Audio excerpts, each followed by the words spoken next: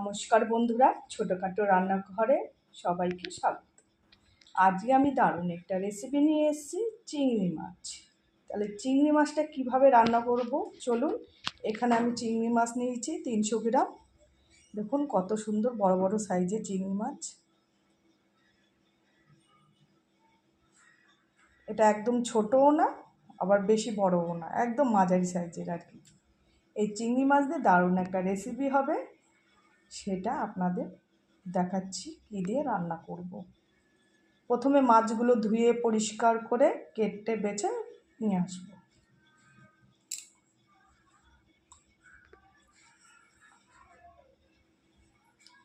আর এইদিকে চিংড়ি মাছটা রান্না করব আলু দিয়ে, পেঁপে দিয়ে রান্না করব। চিংড়ি মাছ তো আমরা অনেকভাবেই খাই, কিন্তু চিংড়ি মাছ যে তরকারিতে দিই না কেন সেই তরকারির টেস্ট কিন্তু এমনিতেই বেড়ে যায়।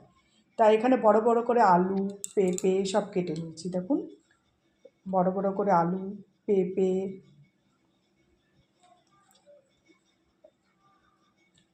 এখানে আলু সব একসাথে কেটে নিয়েছি। এখানে বড় সাইজের একটা পেঁপে কেটেছি আর আলু পরিমাণ মতো নিয়েছি। তা আজকে এই আলু দিয়ে পেঁপে দিয়েই হচ্ছে একদম দারুণ একটা রেসিপি বানাবো চিংড়ি মাছ দিয়ে। আর এইদিকে একটা মশলা আমি করে নেব। এখানে আদা, পেঁয়াজ, রসুন, কাঁচা লঙ্কা, টমেটো সব পরিমাণ মতো কেটে নিয়েছি। এইটাকে আমি পেস্ট করে নেব। আর আগেই বলেছি আজকে পেঁপে দিয়ে রান্না করবো একটু অন্যরকমভাবে। অনেক সময় আদা জিরা বাটা দিয়েও শুধু রান্না করা যায়, কিন্তু আজকে আমি পেঁয়াজ রসুন দিয়েই রান্না করব রান্নাটা একদম। চলুন তাহলে কিভাবে রান্না করি আপনাদের দেখাই। মাছ ধুয়ে পরিষ্কার করে নিয়েছি। প্রথমে মাছে নুন হলুদ মাখিয়ে নেব।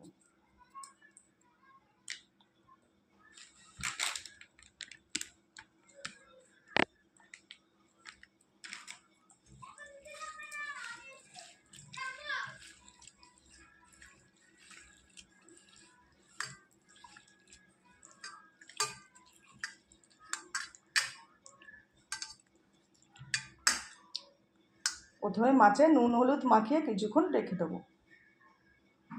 এদিকে কড়াই বসিয়ে দিয়েছি চিংড়ি মাছ ভাজার জন্য। দিয়ে দেবো গরম কড়াইতে সর্ষের তেল।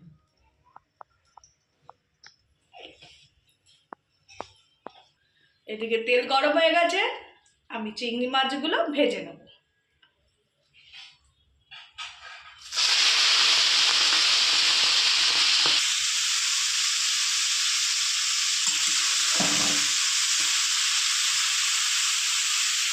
এদিকে চিংড়ি মাছ ভাজা আমার হয়ে গেছে, এবার তুলে নেব।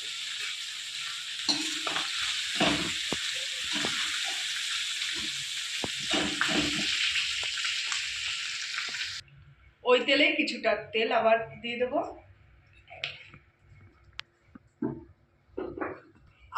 আলু দিয়ে পেঁপে দিয়ে চিংড়ি মাছ দিয়ে যে রান্না করব, প্রথমে আমি সোমবারে দিয়ে দেবো 2টো গোটা তেজপাতা, দিয়ে দেবো 2টো শুকনো লঙ্কা, আর দিয়ে দেবো দারচিনি, লবঙ্গ, এলাচ।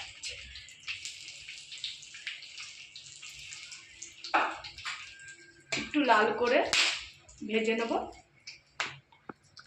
এবার দিয়ে দেবো গোটা জিরে। এবার যে পেস্ট করে রেখেছিলাম মশলাটা, সেই মশলাটা দিয়ে দেবো।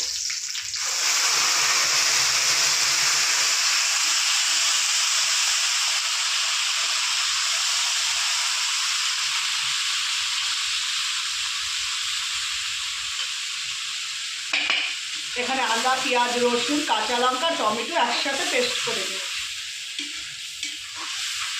কিছুক্ষণ মশলাটা একটু কষিয়ে নেবো, যতক্ষণ কাঁচা গন্ধটা না যাবে ততক্ষণ মশলাটা ভালো করে কষিয়ে নেব। ভালো করে মশলা কষিয়ে নিয়েছি, এবার দিয়ে দেবো কেটে রাখা আলু আর পেঁপে।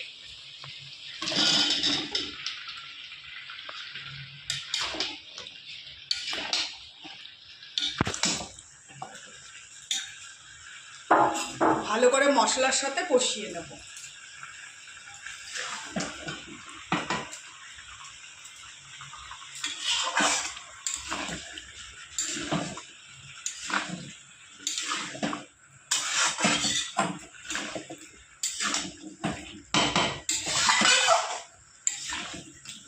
মশলার সাথে ভালো করে কষিয়ে নেব। দেখে আলু আর পেঁপে কিন্তু আমি সেদ্ধ করিনি, একটু ভাপিয়ে নিলে নেওয়া যেত, কিন্তু ভাপাইনি, একসাথে মশলার সাথে কষাবো। এবার দিয়ে দেবো পরিমাণ মতো হলুদ আর লবণ, দিয়ে দেবো পরিমাণ মতো হলুদ,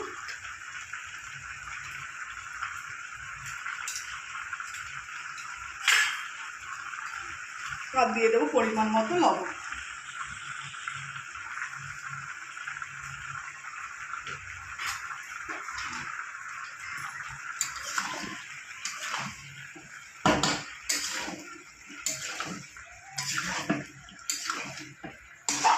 ভালো করে লবণ আর হলুদ দিয়ে ভালো করে কষিয়ে নিই।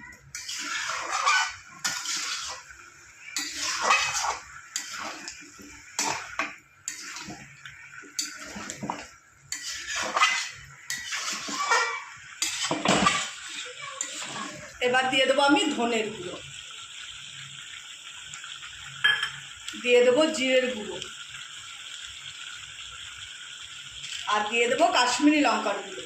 যেহেতু মশলার সাথে আমি কাঁচা লঙ্কা বেটেছি, এর জন্য গুঁড়ো লঙ্কা, আমি ঝাল গুঁড়ো লঙ্কা ব্যবহার করলাম না, এখানে কাশ্মীরি লঙ্কার গুঁড়োই দিলাম। সমস্ত মশলা দিয়ে ভালো করে আমি কষাবো।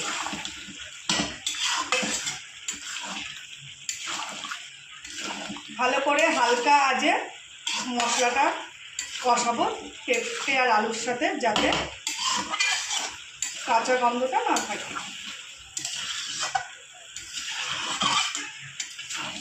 কিছুক্ষণ কষিয়ে নেবো এইভাবে।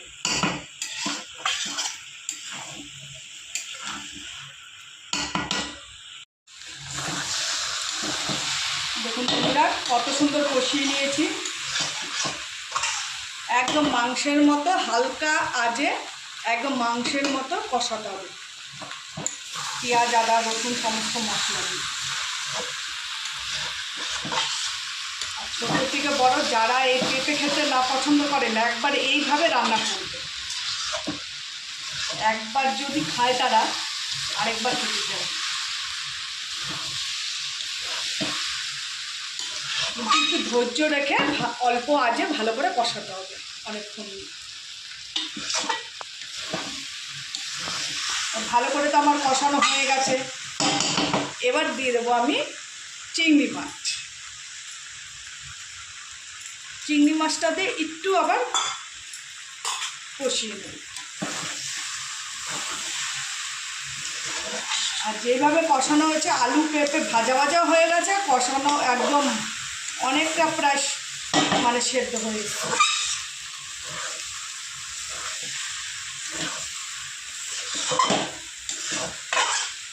এবার দিয়ে দেবো পরিমাণ মতো জল।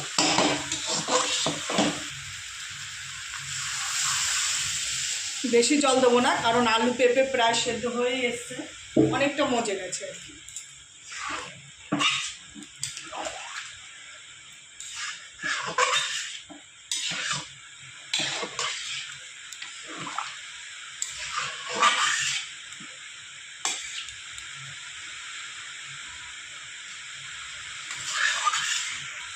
এবার স্টিলের এই গামলাতে আর দিয়ে না, পুরো চাপা ঢাকা দিয়ে দেবো, তাহলে তাড়াতাড়ি সেদ্ধ হয়ে যাবে। ঢাকনিটা তুলে দেখে নেব পেঁপে সবজিটা কতটা হয়ে এসছে।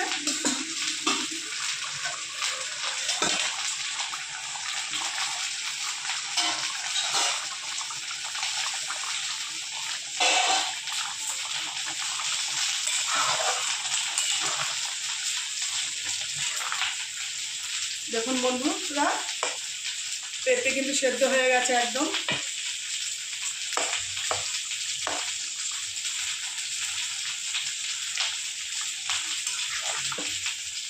এবার একটা আলুও দেখে নেব।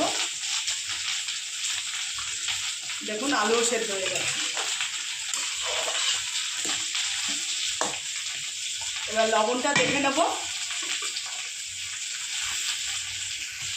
বন্ধুরা, একটু সামান্য পরিমাণ লবণ লাগবে, একটু লবণ দিয়ে দেবো। আর যে কোনো সবজি নুন মিষ্টি সমান না হলে খেতেও ভালো লাগে না, তাই দিয়ে দেবো একটু মিষ্টি। সামান্য পরিমাণে একটু চিনি দিয়ে দিলাম।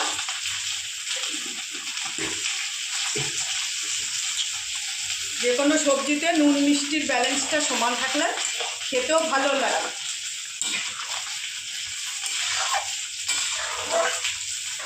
আলু পেঁপে সবজি প্রায় আমার হয়ে গেছে। এবার আমি মিট মশলা দিয়ে নামিয়ে নেব। দিয়ে দেবো সামান্য পরিমাণ একটু মিট মশলা, বেশি দেবো না, সামান্য পরিমাণ।